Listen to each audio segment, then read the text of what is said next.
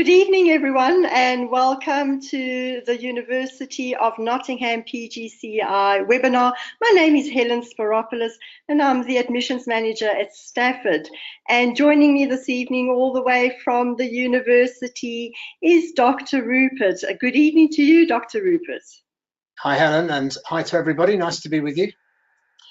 Yes, and I can see, I'm looking on my right-hand side, and I can see there's quite a few of you that have joined us from all parts of the region. Good evening to everyone. And how we're going to conduct the webinar this evening is I'm just briefly going to introduce you to Stafford, what our function is in the Middle East, and then I'm going to hand you over to Dr. Rupert, who's going to go through the program. And at the end of the presentation, you will have the ability to type in any questions that you want to ask me or Dr. Rupert. And what I am going to be doing is I'm going to be grouping all the questions together because a lot of them are identical. Okay, so do listen out for your question and for that all-important answer. Okay, so let's get started. Who is Stafford Associates? Well, Stafford was established in 1993, and we are a resource centre for distance learning education in the Middle East. Now, we are currently a resource centre for 5 UK universities, one of which is the University of Nottingham. And we do offer a variety of programs, ranging from certificates to diplomas, right through until MBAs, MECs, and doctorates. So we really do have the qualifications for all your personal and your professional needs. Now, our function here in the Middle East is to assist you throughout your application process. So the main reason that you're here with us this evening means that you have already been in contact with one of our experienced academic consultants. And we do offer some academic support as well as administrative support throughout your studies. Okay, so I'm now going to hand you over to Dr. Rupert, and I shall be joining you towards the end of the webinar. Over to you. Okay, thanks very much, Helen. So nice to see everybody, and thanks for joining us this evening. So what we're going to do is talk about the university and the School of Education briefly, just to give you a bit of context. Then we'll talk about the PGCEi course, what we're trying to achieve, how it's structured, how things work, hopefully deal with many of the questions that you may have in your mind at this moment. And we'll move on after that to talk about how to apply and that kind of process. And as Helen said, at the end, if there's questions remaining, then there's a chance for you to ask, and we'll do our best to answer those questions today so that you have everything that you need to know about. So the University of Nottingham, some of you may know about the university, for others maybe it's something new to you. But the university is a really well-renowned university. It's part of what's called the Russell Group of universities in the UK. So it has a really good, strong reputation in general. As you can see from this slide here, it's in the top 1% of international universities as well. So it's a university in general terms that has a very broad and well-known reputation. It's thought of as being a global university. It's won a recent Times newspaper award for Best International University. And that's not just because of the very many international students we have here in the UK, or even on this PGCEi course, but we also have campuses in China and Malaysia. So it is an international university. And it's a university that has all sorts of awards around teaching quality, as a gold ranking for teaching quality, for example, and for graduate employment, and does very, very well in many of those kind of metrics. More specifically, you'll be interested in the School of Education because this is an education course. So this School of Education has been around for over 100 years and is in the UK. It's the subject of education here is ranked 4th out of all of the departments in the UK. The education research that goes on here is ranked 3rd in the UK. So this is one of the top places in the UK specifically for education, so that you know that a course here is one that has real quality behind it.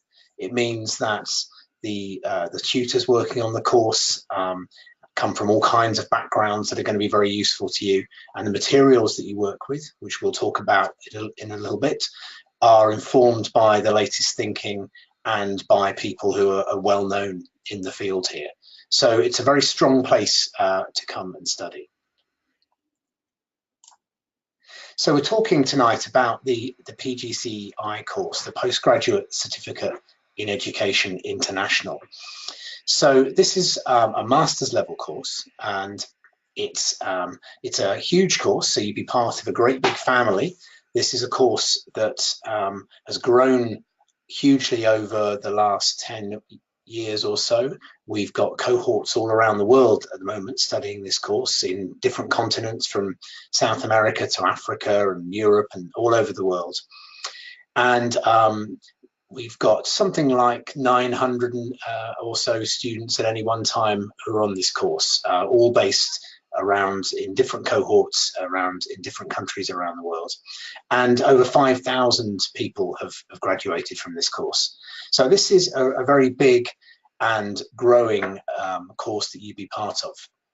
And each of those cohorts is based in a particular area of the world where we get together and we meet. So this is what we mean by it being a blended learning program.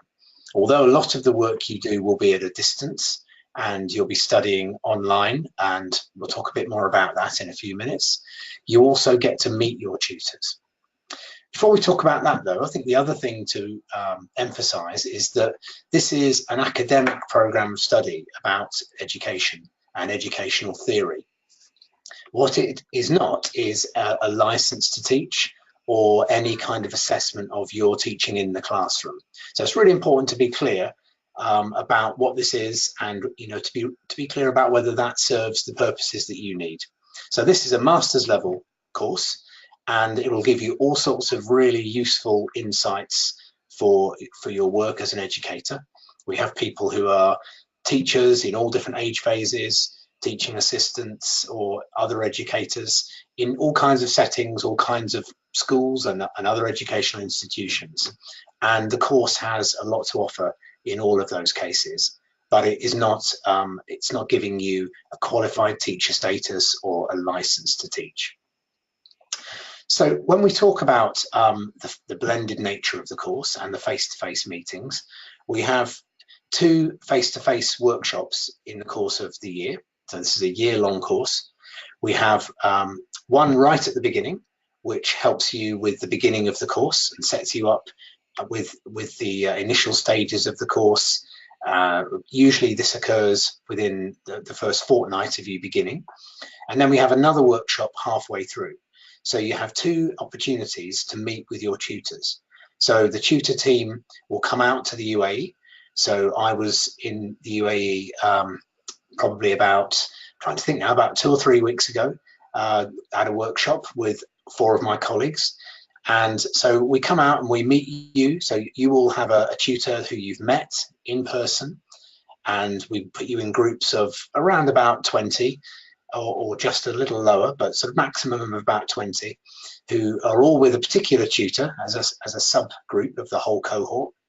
And that becomes somebody that you know and somebody that can work with you throughout the year. So at those workshops, we obviously focus on inducting you into the course and explaining how things work. We introduce the themes of the modules, but also really importantly, it's a chance for you to network and meet other educators from the region. So usually a cohort starting in October would have around about 100 students in all, and they'll be drawn from all over the Middle East region. And within even a single region, they'll be drawn from all kinds of different sorts of school.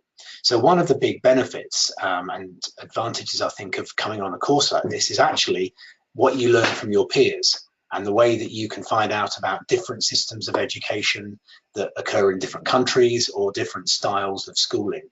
And in many ways, that's as much of the learning experience at the face-to-face workshops as the formally delivered sessions from the tutor team. So I said that this was a course about educational theory and not about assessing you and watching you in the classroom. So how does that help you? Well, it helps you because it encourages you to broaden your horizons and to think much more deeply about your educational practice, wherever that might be. So studying at master's level is about looking at things with a broad and critical eye and trying to make sense of a whole variety of perspectives. So from my own personal experience, when I was teaching in school, and I did master's level study myself, I did an MA in education, working in a similar sort of way. I know I can absolutely say personally that this changed my practice. It didn't change my practice because it gave me a tip of something to do the next day, but it changed my practice because it encouraged me to question what I did and challenge some of the assumptions and to think about other ways of looking at what I was doing. And it really did move my practice on in a huge way. So the tutors that come out and meet with you at the workshops and then who work with you at a distance through the rest of the year are all drawn from a variety of educational backgrounds. So as an example, my background was in primary teaching in the primary phase, and the team that I've just been out to the UAE with included people who had been head teachers in primary and secondary phases and educational advisors. So a whole range of different experiences, which makes for a really rich group of tutors that you can work with. So the structure of the course is in 3 modules. So we're about to do one of our regular updates of the PGCEi course. And every few years we refresh all of the materials, we introduce all sorts of new resources that you can use. And the cohort starting in the UAE in October this year will be one of the first cohorts to have the very newest version of this course. And this will be a course structured across 3 modules. So these 3 modules that you complete across the year are all compulsory modules, so there is no chance to choose a different module. But what you'll find is that within each one, there's a whole range of different activities and a whole range of things that you can start to select. So there's opportunity for you to personalize within each module by choosing certain units of study that you would prioritize over others that are more relevant and interesting to you. You also can personalize because any of the themes that we cover can be applied to any setting and any age phase. So you might be a teaching assistant working in early years with kindergarten children. You might be a teacher working with the older end of secondary pupils, teaching mathematics or something. All of these units can be applied to all of those settings. So you'll go on a bit of a journey in the course of the year across these 3 modules. So there's a logical sequence beginning with the first module, which is about educational aims and values. So this is asking the big question about what is education for? What are we trying to achieve? So is education, for example, all about just getting learners, getting students to have the highest possible grades? Or is education about developing a whole person so that they have a fulfilled and happy life? Or is education about producing a workforce for a country? Or is education about producing citizens who are going to make a positive difference to the world and make positive change? So the list could go on and on. There are a lot of reasons why we educate. So the first module looks at all of these different possibilities and invites you to think about your own kind of philosophy about what education's for. And all of that is done within a distinctly international context, by which I mean this is all geared specifically towards international educators. So this is about people working in that international school setting. And we also question what we mean by international schools and international education. So having thought in the first module about what education is trying to achieve, the second module is all about how we then do that. So in module 2, you focus on various theories of learning, looking at how students of different ages learn, and we expose you to a whole range of different theories. And we also look at how you might therefore teach those learners. So what kind of strategies, what kind of practices, what do we know about effective teaching that follows on from what we know about learning? And then, having thought about what education's for in module 1, how we then enact that and implement it in module 2. In the final module, module 3, we focus on understanding and trying to work out whether the students that you've taught actually understand what you've taught them. So in other words, we look at the idea of assessment and different models of student understanding. And we do that through a module that's based on inquiry, or a chance for you to do a piece of very, very small scale research in your own setting. So we invite you to choose an aspect of what you teach and to investigate how well and in what different ways your students have understood that. So those are the 3 modules that follow in a sort of logical sequence of ideas. And each of them is equally weighted. So they each represent 20 credits, which means you have 60 credits at the end of the course. And each of them is assessed by a 4,000 word piece of written work. So the pieces of work will be written at master's level, and we will give you support beforehand as part of the workshops, for example, about writing at that level. And they are all also related to your practice. So there's a chance for you to be reading a whole range of ideas and thinking about this in theoretical terms, but also to be thinking about how this relates to what you do on a day-to-day basis, and to give examples from your own practice and to relate it to what you do and to reflect on what you do. So we mentioned that this was a master's level program of study, and we've talked about you having at the end of it, if successful, 60 credits. For some people, the PGCEi qualification in itself is what's of interest, and that's all, and then you walk away with that certificate.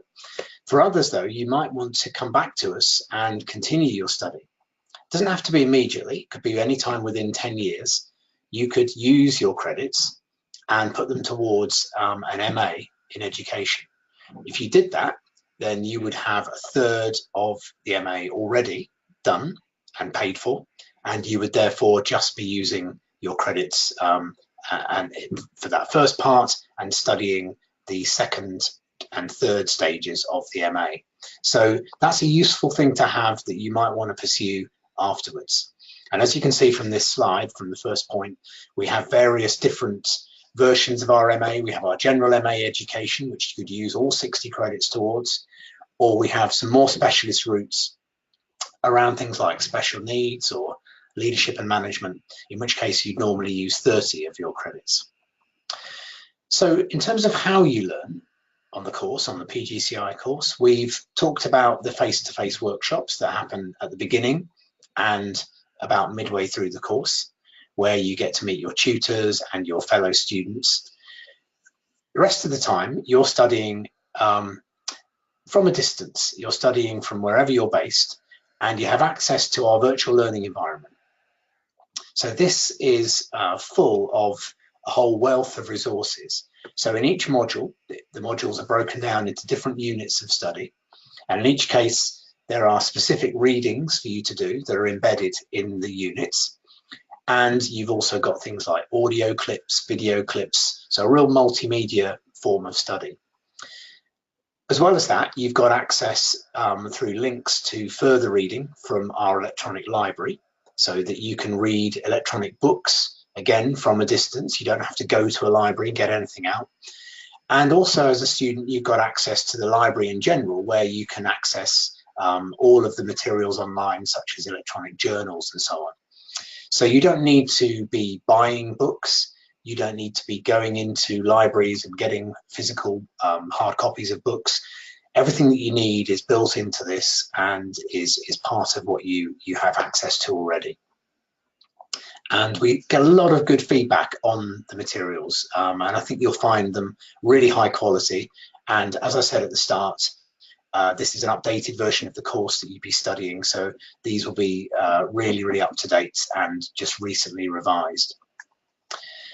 As well as the self-study and working through those modules, you also have individual tutor support, of course. So you'd have a named tutor. So for my group, for example, they know they can contact me at any time. They can email me. We can arrange to speak, and we can have tutorial support if needed. You also get to draw on that advantage of having all those peers that I mentioned, that we talked about for the workshop. You can do that through the year, because built into the course and built into the tasks that you do, we also have group discussions.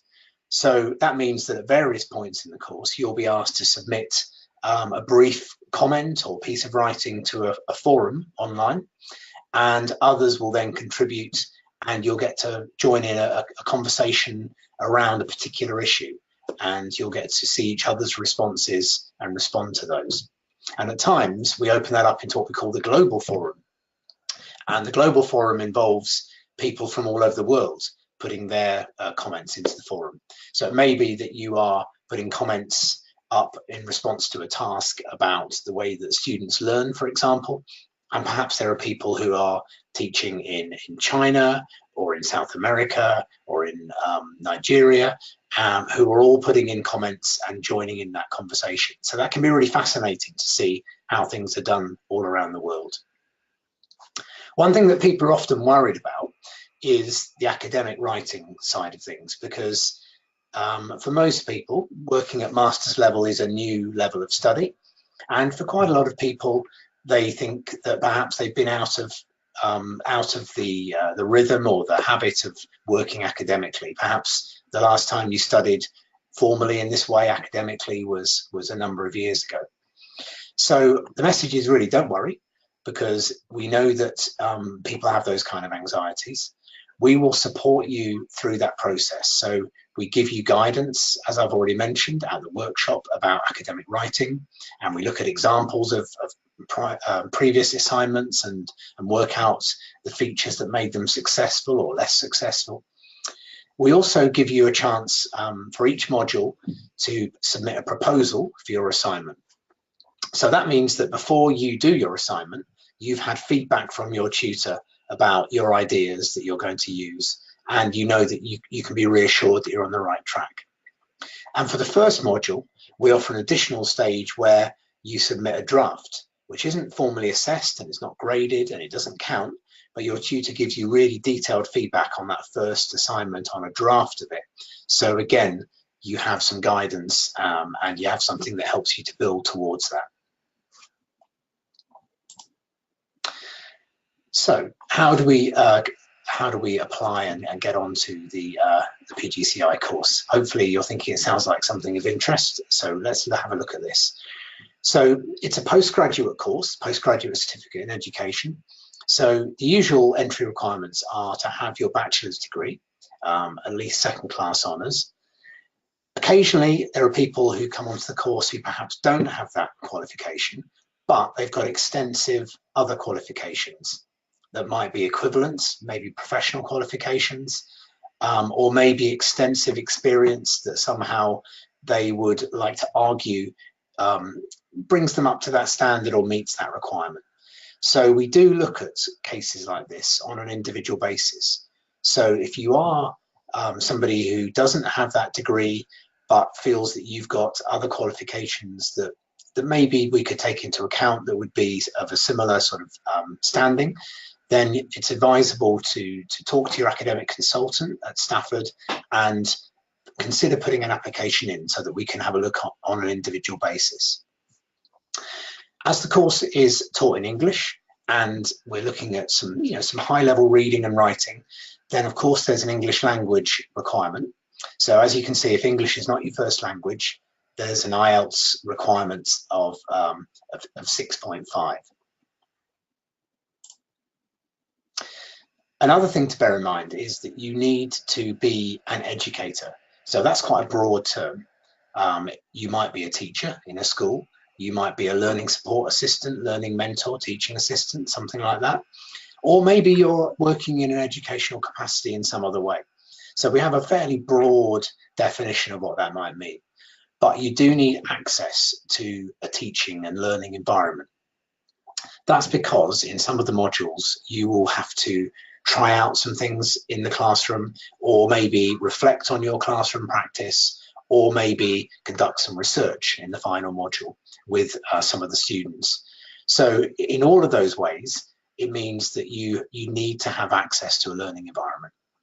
Even if actually you're currently volunteering in school, and so you're just there in a voluntary capacity, that can still work, but you need that regular access. And of course, as it says here, you need access to computer and to be online as well. Second point here I've already mentioned, which is that non-standard applications we can look at on a case-by-case basis. So these are the things that you'll need in order to apply, and you will apply through Stafford. So your academic consultant at Stafford will give you advice on this kind of process. The important thing to pick out here is, well, probably the second and third bullet points here. So we asked for a reference. So try and think carefully about who your referee could be, and think about somebody who could give strong messages about your academic background in terms of your capability to work at master's level, and perhaps your working habits in terms of timekeeping, time management, and so on. And also somebody perhaps that could comment on your professional qualities, so your practice as an educator. In terms of the personal statement, it's really important to try and convey a number of things, which are things to do with your motivation. So why do you want to do this course? What is it you're hoping to get out of it? What do you bring to the course? What are your educational experiences and qualities? But also, what are your transferable skills to do with perhaps communication, or once again, time management and so on. So these things are all important to bring out in your statement, so you put a really good case for yourself forward. So we have 2 cohorts per year starting off in the UAE. We have a cohort always starting in October and a cohort starting in March. So the next cohort will of course be in October this year, and the group will start on the 1st of October. We are always oversubscribed for this cohort. We have a limit, a strict limit of places, and we can't exceed that. So it's really advisable to begin an application process early. So although here we are quite a number of months away, and it might seem quite distant, it's really, really recommended to get your application in and get your place secured as soon as possible if you're interested.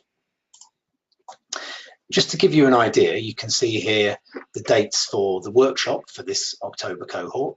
So the course would begin on the 1st of October. You'll have access to the materials. You can begin to work on things. But very, very soon after that, so just 10 days after that, you have the first of the 2 workshops. And these workshops are always over the course of a weekend. So you're not required to come out of school or take time off work in normal circumstances. So it's a chance to come away at the weekend and to work for those 2 days, and then to meet again halfway through, which is always really nice to see everybody all over again, and to work with us in March on the 2nd of those workshops. You can see here the fee structure as well, and that's something that you would work with and communicate with Stafford about, so it gives you an idea there of the sums involved. And with that, we've covered most of our key points, but there may well be questions that are bubbling around in your head based on that. So I'm really happy now to clarify any of those points, and I can see Helen has joined us again. So Helen is going to see if we have any questions, and as she said before, maybe group certain things together, and we'll do our best to answer those. Absolutely. Again, thank you, Dr. Rupert. That was very, very informative. And yes, I have actually been going through some of the questions already, so I'm about to start grouping them. Okay, there's a very interesting question that has come through from Nada. Is there a minimum number of students that is allocated to each teacher for personal attention? Okay, so a minimum number. There isn't really a minimum number, but we have a maximum number where we allocate groups of 20 to each tutor. And really for these October cohorts, we can predict the numbers with reasonable certainty now, because we know we're usually oversubscribed, and we know we have a cohort of about 100, and we have our 5 tutors who come. So we're always pretty clear that there are 20 students per tutor. Occasionally there might be 18 or 19. So there isn't strictly a minimum number, but it's always broadly around a sort of 18 to 20 per tutor.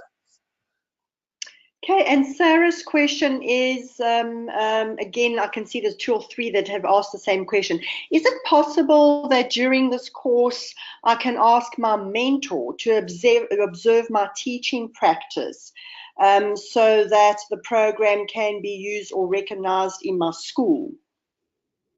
Well, this is quite a frequent question, and some people do like to try and tie in their academic study on this course with trying to develop professionally in the classroom and so on. So what I'd say is very clearly that that's not part of the course. So we don't have any part of the course which is about or connected with assessing your practice in school. So if you want to do something like that and you want to have a mentor in school who gives you feedback and works with you to develop you in parallel to this course, I think that could be a very useful thing to do as professional development. But it isn't something that could be built into the course in terms of any formal accreditation. So it isn't part of the course, but it may be something that you just choose to do yourself alongside that. Okay, Joanne's question is, with the exception of QTS, will the qualification facilitate any teaching in the UK? So in the UK at the moment, it's a very complex landscape of what's required to be a teacher. So the standard qualification in the UK, or in England at least, is QTS, Qualified Teacher Status. Usually, because that isn't built into this course, because it's an English qualification, usually what you can do is, if you've been teaching for a couple of years somewhere else, so for instance in the UAE, you can come back to England and you can seek a job as an unqualified teacher, and you can be assessed on the job for QTS. So there is a route or a course called Assessment Only QTS that we can give you information about, which is run all over the country at various different centres where you could be assessed on the job for that. So that would be the usual route people would take if they were coming to work in the UK. Having said that, though, there are ways of working in the UK without QTS. So the private school sector doesn't have to have qualified teachers, although they usually would be. And equally, some forms of state school, without getting into lots of detail, also have the option to opt out of that and employ people without QTS, although once again, they almost always would be qualified. So there is a route that you could do afterwards, but it's not built into the course. Okay, and I'm just going to answer Nadia's question. With regards to local accreditation, please do get in touch with us, and especially with your academic consultant, that we can obviously give you some guidance on local accreditation. This does differ from country to country in the region, so do get in touch with us so we can assist you with that. Okay, so David's question is, if I cannot attend a workshop due to circumstances beyond my control, will I not be part of the cohort? In other words, will I be kicked off the program? Right. Well, we don't want to kick anyone off the program, so that we should say that straight away, shouldn't we? Having said that, we do say the workshops are compulsory. So they are a compulsory part of the course, and there's good reason for that, because it's quite a complex course to navigate if you don't have the guidance. So it's what we cover at those workshops is really important and really integral to your success. So the workshops are compulsory. If you weren't able to come on the first workshop in October, we would be asking you really to defer your joining to the next cohort, so you could come along and start in March instead. If you get midway through the course and something exceptional happens that really is unforeseen, unforeseeable, and you have some evidence about that, then we'd ask you to approach us, and of course we'll have a look at that. And we're not seeking to penalize somebody. It would need to be something that you could evidence, and something that really prevented you from attending the second workshop. But we do have occasional cases, you can imagine, somebody might have, you know, illness or some other reason why unexpectedly they can't attend. So we're not in the business really of kicking people off the course, but as long as there's some good evidence, we can try and work around that in exceptional situations. Good. And is there a shorter path to this program? Probably finish the course in 8 months. Yeah, so you can opt to do a kind of fast track route through this course. In practice, hardly anybody does do that, and that's because there's quite a lot of work to do. So you will find yourself quite busy, and it's something that you need to commit a reasonable amount of time to. So it's quite difficult to work through the course more quickly. However, if you want to do that, you can negotiate quicker deadlines with your tutor. What we normally advise is to do the first module along the normal timescale. Then you have a sense of how long this is going to take and how demanding it is and how it fits in with your life. Having done that, if you still feel you want to accelerate, then you can negotiate with us, and we can set you some deadlines that bring things forward a little bit. So it's negotiable, but so it's possible, but it doesn't happen very often. Okay. And Hanabi's question is very similar to Carly's question with regards to not having a bachelor's, but they do have a professional qualification, and can they apply? And yes, over to you, Dr. Rupert. Yeah, so I can't comment on the individual case, of course, here without seeing detail, but in principle, what we'd advise is if you think you have some professional qualifications that may be of equivalent sort of status or that give you a lot of credible background in this area, then we'd encourage you to inquire about that. So talk to Stafford, talk to your academic consultants, and quite possibly put in an application. And then we would look at those cases and really look at the whole application. What I'd say in those cases is especially important that through your personal statement and your reference, you're able to somehow demonstrate how you're going to make up for not having that bachelor's. So have you got something else that points towards you being capable of studying at this level? Have you got something else that points towards you having professional accreditation? So the more you can fill in that gap through your statement and your reference, the better, and the more it will help us to see that as a strong case. Okay, and a very important question that comes through quite often: will my degree certificate state online distance learning, as this is very important in the Middle East? Yeah, that's right. So we recognise that this is something that can be difficult in certain regions. So your qualification does not state that.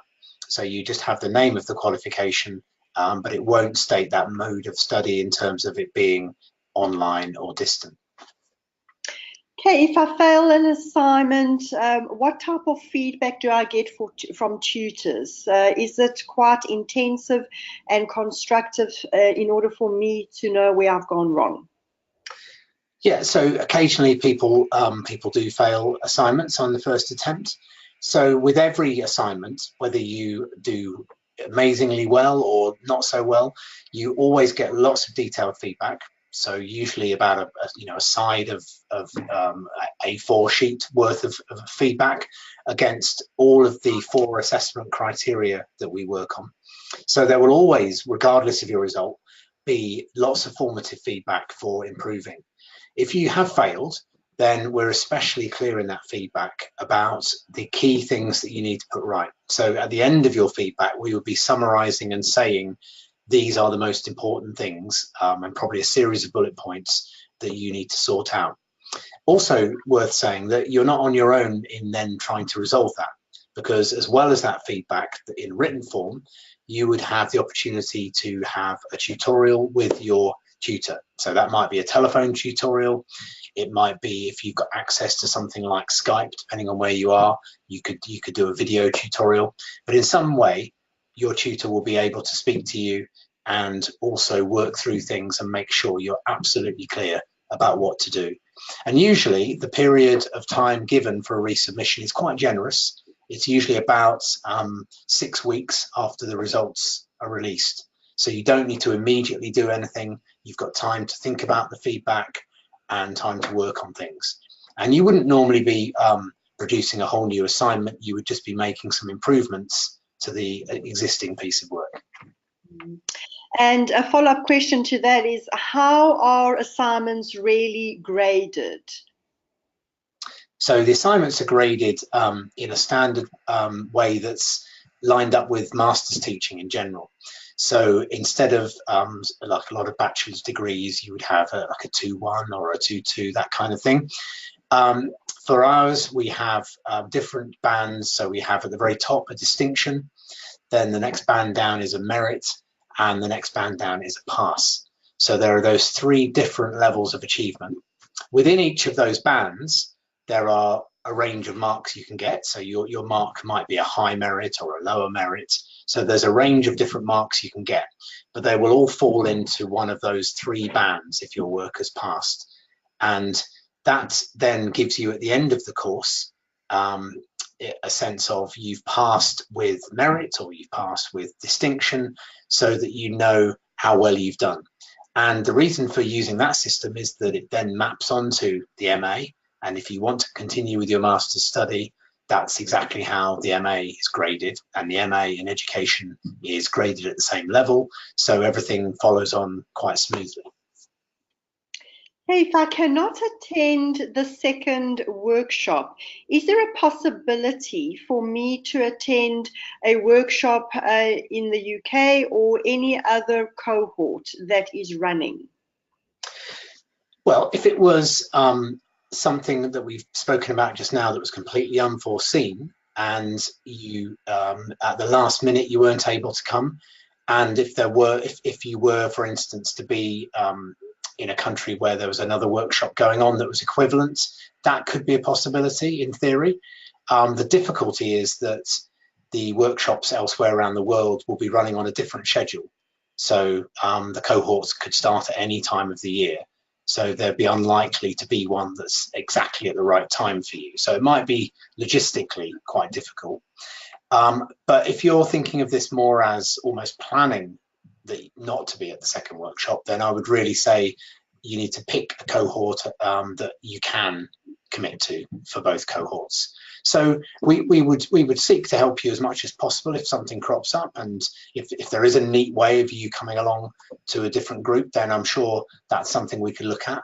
But it isn't something that will be all that easy to fit with your schedule, and it certainly isn't something to think of as a plan from the start.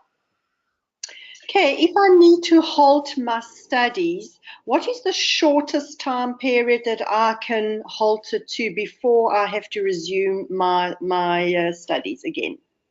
Okay, so the shortest period. Well, for a start, you certainly can pause your studies. So we have something called a voluntary interruption to study, or a VIS for short.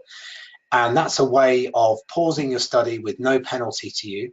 So you just suspend your work on the course, doesn't affect your grades, and then after the agreed period of time you have new deadlines set for any remaining work and you resume.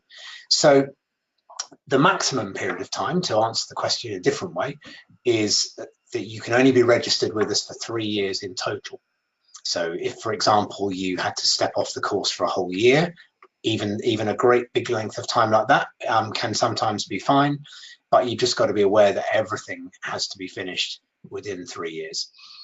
If it was a short period of study, because you asked about minimum time, it might be better to think in terms of extensions to your work instead. So the other thing that you can potentially access is our extenuating circumstances process, where you apply only if you have some evidence, but you apply to a panel with some evidence and ask for an extension to an assignment. So you could ask for an extension of 2 or 3 weeks, for example, to an assignment if you had special circumstances that had cropped up. So that might be an easy way of doing something if it was for a very short period. And what normally happens then is all your other deadlines are moved on by 2 or 3 weeks as well, if that was the length of time. So if it was just something very brief, probably an extension is the thing to do. If it's a bit longer than that, then an interruption to study for a negotiated period of time is better, but there's no penalty for you in doing that. Good. And the question from John is, I am a sports instructor at a school in Oman, and I do have quite a lot of work and responsibilities and hours that I spend teaching. So my question is, what is the average number of hours I should be spending on this program during the week in order to successfully pass it? Yeah, so as you can imagine, this is a popular question, isn't it, Helen? So people are, wisely thinking about their time commitment and how they can fit this in. So there's a certain number of hours we might associate with a 20 credit module, and that isn't very meaningful to talk about. But if we bring it down to hours per week, really we think about something like 12 hours per week. So that's just an average, a bit of a guideline there. So for some people, they work a little bit every evening or whenever suits them. They do a little bit each day. For other people, their commitments at work or family or whatever mean they can't do that, but perhaps they're going to commit a whole day and have a big push on this one day at the weekend. So you can do that in various different ways, but that's around about the amount of time you need to spend and be thinking about. And that sounds quite daunting, but every year people are on the course with exactly that concern, understandably, and they are able to make this work and to succeed. And I remember in the presentation I was referring to myself studying an MA. So I was doing that when I was working full-time in school. And beforehand, I was very nervous about that and was thinking, this seems like a crazy thing to do. And I started doing the maths and thinking, maybe I can't find those hours.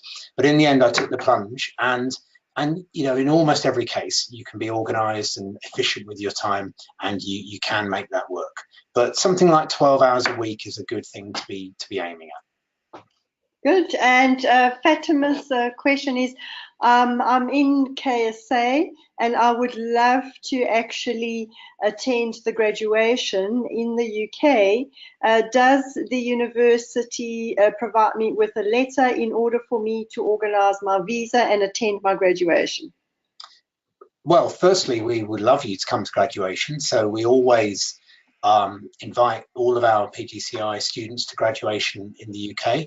And it would be brilliant to see you here in Nottingham. And for this cohort that starts in October, as long as you go through on the usual deadlines, your graduation would usually be in December the following year, just before Christmas. So usually just after your schools have finished, so people are able to come over usually about a week before Christmas, around that time. So that's a possibility for anyone that wants to do that. In terms of providing a letter, I'm sure we can provide documentation, that would be informally inviting you and confirming that kind of status. So if that's something you need for your visa, I can't imagine that would be a problem. Okay, and Michelle's question is, how long is your MA course? So usually if you do what we call the flexible MA, which is the part-time version, usually you would do this from scratch over 3 years part-time. If you've already got your PGCEi, that's equivalent to having done a year of it already. So typically people then studying part-time on top of a job would do it over 2 more years. So you would do a year where you study 2 modules, and then a final year where you study your dissertation. So you do a big investigation of your choice leading up to a 15,000 word assignment. So usually if you're thinking part-time, it'd usually be 2 more years. Okay, and Omar's question is, I have completed my degree in English from a Kuwaiti university. Is it still necessary for me to do my IELTS test? So the answer really is it depends. It's difficult to answer right now. But if you studied in English, it might be that you can be exempted from that. But we would need to just check on our lists of approved institutions and just make sure about that. So that's one, I think, just to inquire about on an individual basis. Good. And what I'll just add to that, Dr. Rupert, what we actually do advise as well is if your university can provide an official letter confirming that the mode of tuition was in English, that is something that the university will also consider when you submit your application. Okay, so do take that into consideration as well. Can I extend by 1 year in order to complete my program? So I think it's, what is the maximum time period that I have to complete the program? Yeah, so you could take this voluntary interruption to study, and you could have a year's interruption to study. Normally, we would require you to have a good reason to do that. So it's not usually something that you would just do because you wanted to take a bit longer. But if you had a reasonably good cause to do that, we're not going to be overly harsh, but as long as you can make a case for why, perhaps in terms of family circumstances or something going on outside the course, why you would need to do that, and you can make a bit of a case about that, then that's usually possible, yeah. Okay, and one last question from Sarah, which I'll just quickly answer. Sarah, with regards to any local accreditation or any licensing, please do get in touch with me or with your academic consultant, and we'll be able to advise you. As I mentioned previously, every single country in the region does have their own rules and regulations. So it's best that you chat to your academic consultant about that. Okay, and I've managed to group all the questions together, Dr. Rupert. Again, thank you so much for being with us again this evening. And for all of you that attended this evening, thank you so much for your questions, and I'm sure it was very informative. As Dr. Rupert has said, the October intake has got minimum places available. So do start sending in your applications as early as now so that you can actually secure your seat in the cohort. Okay. Thank you, Dr. No, thank you, Helen. And yeah, I hope to see some of you in October. No doubt I will be back over and working with that group. So it'd be great to meet some of you. Okay, excellent. Thank you, and good evening to everyone. Thank you. Good night.